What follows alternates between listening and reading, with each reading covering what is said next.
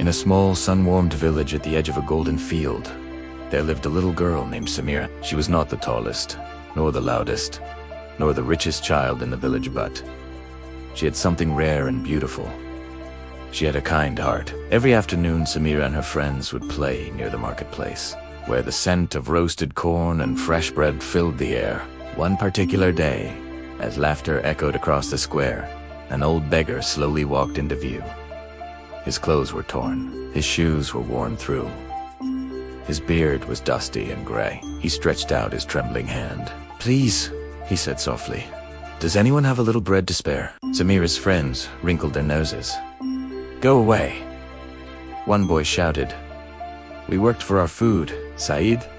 Another, "He probably just wants money," whispered a girl, pulling her basket closer. The beggar lowered his head. Samira stood quietly, watching. In her small cloth bag was her lunch just. One small piece of bread her mother had given her that morning. It wasn't much.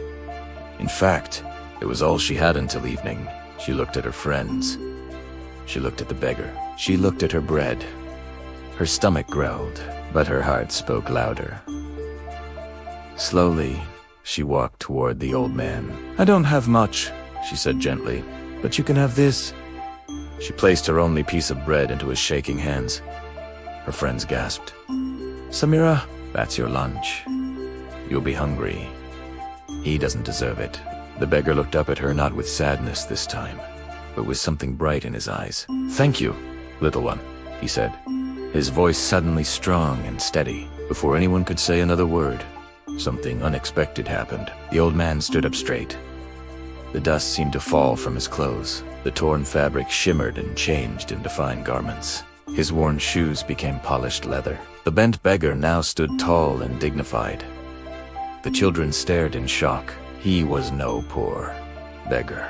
He was a wealthy traveler and businessman who had disguised himself to test the kindness of the village. "I've traveled through many towns," he said, "and today I saw many who had much but gave nothing." His eyes rested warmly on Samira, but this child, who had little, gave everything. Samira blinked in surprise. The man reached into his coat and handed her a small velvet pouch. Inside were gold coins, more than her family had ever seen. Gasps filled the marketplace. "But more than this reward," he continued, "may you always keep the treasure you already possess, a generous heart." Samira smiled shyly. Her friends lowered their heads in shame. That evening, Samira went home with more than gold. She carried a lesson that spread through the entire village. Kindness is not measured by how much you have, but by how much you are willing to give. And from that day on, whenever someone in need walked through the marketplace, the children remembered the little girl with the little bread whose heart was greater than any fortune.